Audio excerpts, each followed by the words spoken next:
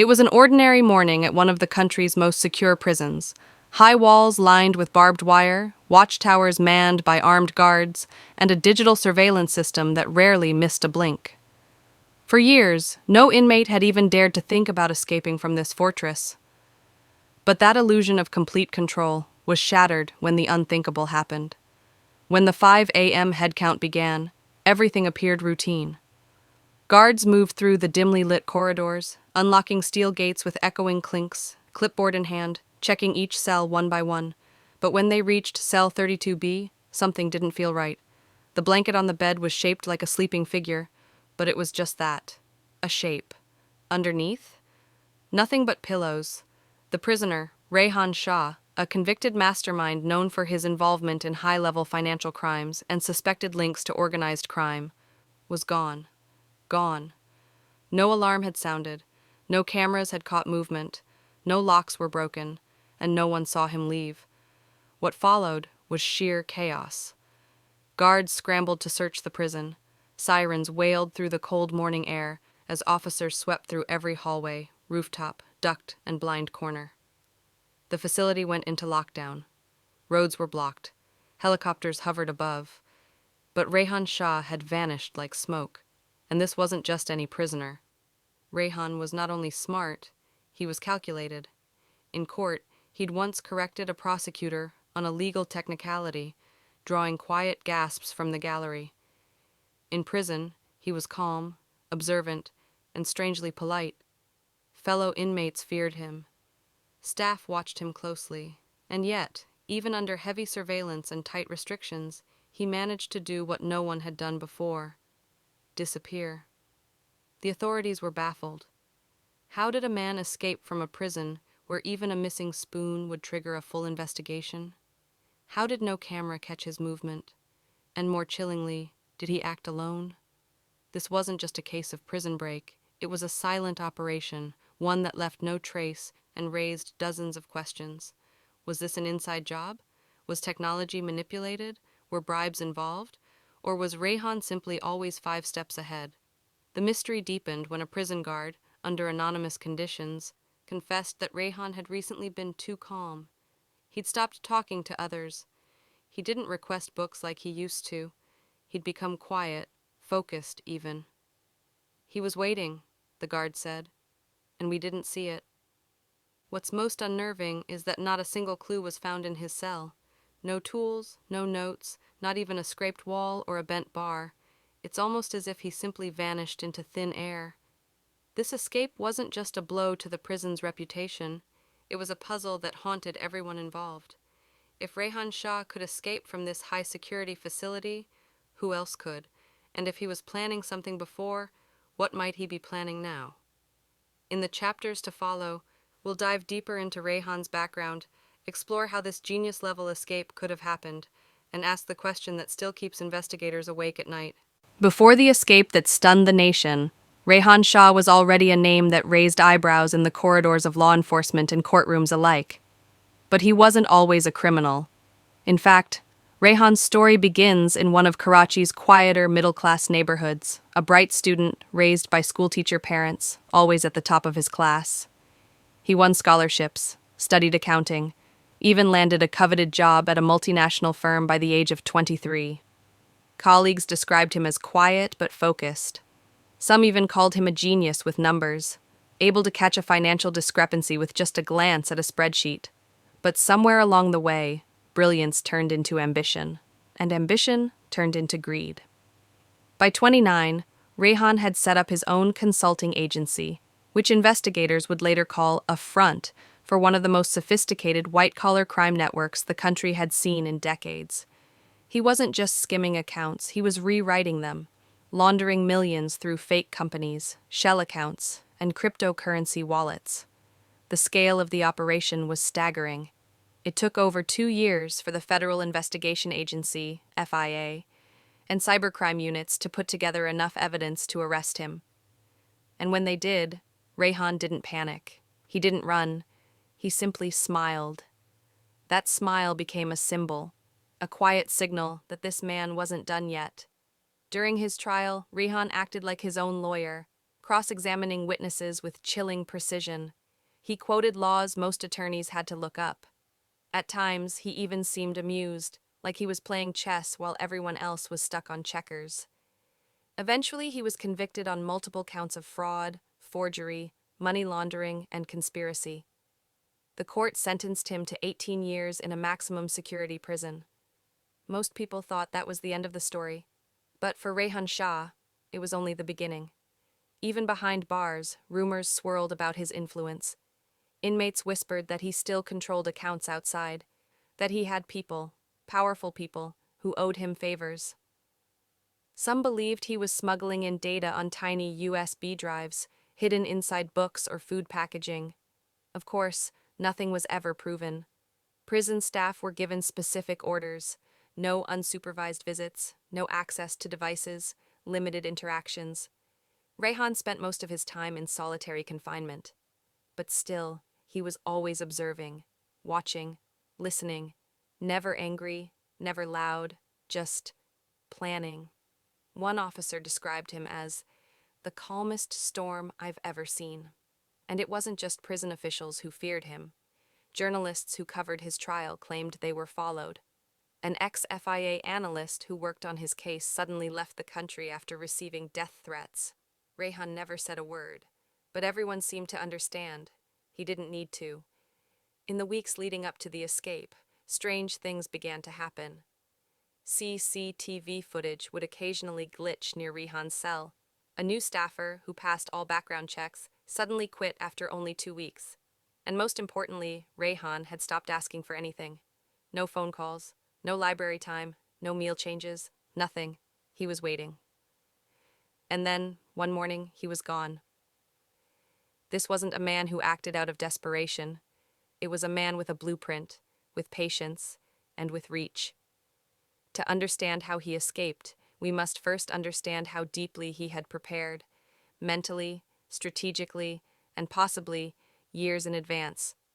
The next part of our journey will take us to the day of the escape, a step-by-step reconstruction of what might be one of the most brilliant and terrifying prison breaks in modern history.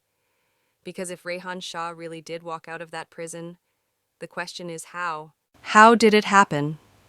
March 17th, 4:42 a.m., just before dawn, when most inmates are still asleep and the night shift begins handing over to the day team. The prison is quiet, the perfect time for routine or for something extraordinary to unfold. At 4:42 a.m., the internal sensors in Block C briefly went offline for exactly 2 minutes and 17 seconds. A minor system glitch, something not entirely uncommon in large, aging prison infrastructure. But that 137-second blackout would later become the most suspicious moment in the entire timeline. When the cameras came back online, Rehan Shah's cell appeared untouched. The bed was made. The blanket curled as if someone was still beneath it. To the naked eye, nothing seemed wrong. But Rehan was already gone. The diversion investigators believe that the escape began not from inside the cell, but outside. According to an anonymous source within the prison's maintenance team, a scheduled HVAC inspection was filed for the night before. Someone had authorized limited access to the ventilation shafts, which run across the roof of Block C and connect to the back of the kitchen. However, when questioned, prison administration claimed no such inspection had been approved. Who filed it? Who let them in? The signature on the request form was digitally approved, using credentials of a staff member who had resigned 4 months earlier. Coincidence? Or calculated forgery? The disguise theory security footage from 5:13 a.m., about 30 minutes after the headcount failure, shows a janitor wheeling out a large laundry cart toward the waste disposal area. His face is partially obscured by a surgical mask and cap, normal protocol in the cleaning zones. What isn't normal is that he never clocked out. In fact, there's no record of any such janitor assigned to that area at all. When investigators froze the frame and enhanced the footage, the figure's posture and build matched Rehan Shah's profile. But without clear visual ID, authorities couldn't confirm it was him. Still, there was one curious detail: the janitor's shoes. They were not prison-issued. Whoever wore them wasn't supposed to be there. The tunnel myth: prisoners have escaped before by digging tunnels. It's one of the oldest tricks in the book. But in Rehan's case, the cell floor was completely intact, with no signs of tampering, no loose tiles, no ground disturbance. However, Block C had undergone renovation work just 3 years earlier, including rerouting of underground sewage systems. A few prison architects, after reviewing the blueprints, pointed out something interesting. The new sewage lines ran directly beneath Rehan's cell block and connected to a manhole just outside the prison's north wall. Coincidentally, local residents reported unusual digging sounds at night over the past month. No one thought much of it until now. Was there a hidden access route built during renovation, or was it modified after the fact? If so, by whom? No tools were ever found, no dirt, no evidence of digging. But if there's one thing Rehan Shah was known for, it was leaving no trail behind, no alarms, no witnesses. What makes this escape so mysterious isn't just that Rehan vanished. It's how clean the operation was. No alarms were triggered, no motion sensors were tripped, no one reported strange behavior, missing keys, or broken locks. Rehan didn't fight his way out. He didn't climb, run, or force an exit. He walked out, right under everyone's noses. Experts now believe this wasn't a spontaneous escape. It was a carefully engineered operation, planned over months, maybe years. It likely involved inside help, digital manipulation, and perhaps even external coordination. Rehan Shah may have been locked inside a cell, but his mind was already outside, running simulations, watching patterns, waiting for the perfect moment. And when that moment came, he moved like a ghost. In the next part, we'll look at the aftermath. The manhunt, the media frenzy, and the many theories that emerged as to how Rehan escaped and where he could be now. Because the most haunting question remains, what if this was just the beginning? In the days following Rehan Shah's disappearance, the entire prison system came under fire. News outlets across the country ran headlines like, "The Phantom Escape" and "Genius on the Run." But while the public speculated, law enforcement was scrambling behind the scenes, trying to piece together a puzzle with almost no edges. The official manhunt was launched within 3 hours of confirming his escape.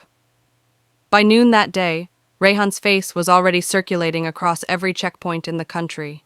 His bank accounts were frozen, his known associates were questioned, airports, bus terminals, and train stations were placed under high alert, but no leads emerged. Not a single camera outside the prison caught him. No fingerprints were left on the exit points. No trail of cash or digital transactions appeared. And that led investigators to believe one thing: he had help. The inside job theory. The first and most obvious theory: someone on the inside orchestrated the escape with him. Perhaps a guard, a maintenance worker, a corrupt official. A few anomalies raised red flags. The digital access request for HVAC repairs, as previously mentioned, was signed using credentials of a former employee. A shift supervisor who worked the night of the escape suddenly called in sick the next day and hasn't returned to duty since. A new hire in the IT department, working only 43 days at the time, resigned and left the city within 24 hours of Rehan's escape. Coincidence? Possibly. But the investigators weren't convinced. The problem was, none of this was enough to make an arrest. There was suspicion. There were whispers. But there was no hard evidence. Whoever assisted Rehan had either cleaned up flawlessly or was being protected at a much higher level. The digital disruption theory. Then came the cyber angle. A special unit of the Federal Cybercrime Division was brought in to examine the prison's security logs. What they found was unsettling. The 2-minute camera blackout had been caused not by a hardware failure, but a remote software override. Logs showed a login to the prison's internal system at 3:37 a.m. from an IP address that pinged to Europe, later traced to a proxy server in Estonia. How could someone outside the country breach the prison system unless Rehan had prearranged access? Was a foreign hacker involved? Or had he paid for professional help? Either way, it meant this wasn't just a physical escape, it was a digital one too. The double theory? One of the more bizarre theories that surfaced in the weeks after the escape suggested that Rihan never left the prison at all. According to this theory, Rihan switched identities with another inmate or even a staff member. Supporters of this theory point to the lack of clear footage during the escape window and the possibility of altered biometric data in the system. Could someone have tampered with facial recognition scans or iris data? Could Rihan be hiding in plain sight under a different name inside the very facility he escaped from? Investigators dismissed this theory publicly, but privately, some admitted they hadn't ruled it out entirely. The ghost theory. The most chilling theory is also the simplest. He planned everything years in advance, and we'll never find him. This theory suggests Rihan created false identities, moved assets offshore before his arrest, and had a post-escape life prepared like a blueprint, bank accounts, shelter, and support, all waiting in place. Some believe he might already be living in a country with no extradition treaty. Others think he's hiding in plain sight, using plastic surgery and false documentation to blend in. One investigator put it bluntly, "He didn't escape the prison, he escaped the system." In the next part, we'll look at the final, haunting question. Where is Rihan Shah now? Because in this case, the escape wasn't the end. It was only the beginning of a far deeper mystery. It's been 7 weeks since Rihan Shah vanished from a high-security prison without a trace. The country has not stopped asking, where is he now? Is he hiding in some remote village? Has he left the country? Is he even still alive? The reality is, no one knows. And that's what makes this escape more chilling than any action movie or crime thriller, because it happened for real. Reported sightings.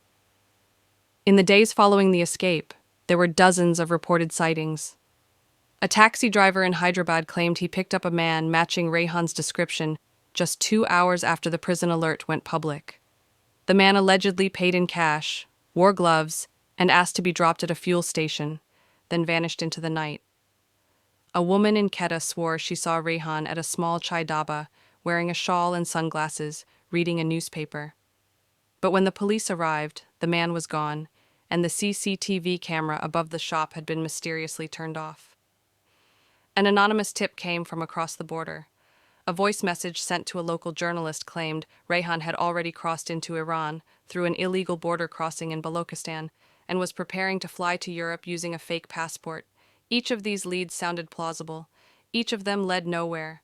Authorities now believe that some of the sightings were staged, possibly to distract the investigation, waste resources, and cover his real escape route. The underground network theory. Rehan was no ordinary criminal. He had a reputation for being connected to people in powerful places, financial circles, tech forums, and allegedly even corrupt officials. Could he have tapped into a well-organized underground network, the kind that specializes in moving people and money without leaving a digital footprint? Some intelligence experts believe so. This theory suggests that Rehan's escape wasn't about running. It was about relocation, that a new identity had already been prepared for him well before he was even arrested, that someone, somewhere, was always planning to get him out. If that's true, Rehan could now be living in another country, under a new name, possibly with a new face, and unless he slips up, authorities may never find him. The ghost life possibility. Some analysts offer a darker theory. What if Rehan doesn't want to be found because he plans to return? This chilling possibility is based on his personality profile, calculated, patient, and long-term in his thinking. According to a former forensic psychologist who studied his case, Rehan was never impulsive. Every move he made was part of a bigger game. Could his escape just be the first move? Might he be planning something more? A revenge act? A public message? Another crime so clever that no one will know it's him until it's too late? No one knows. The unanswered questions. In the end, what makes this story so unsettling is not just Rehan Shah's escape. It's the void he left behind. How did he get past every layer of security? Who helped him? Why hasn't he made a single mistake? And most importantly, what happens if he returns? The case remains open. A special task force is still hunting for him, and Rehan Shah's name remains on Interpol's red notice list. But to this day, not a single piece of hard evidence has surfaced. Not a fingerprint, not a phone call, not a sighting that can be confirmed. He's become a ghost, a living question mark. And until that question is answered, one truth remains.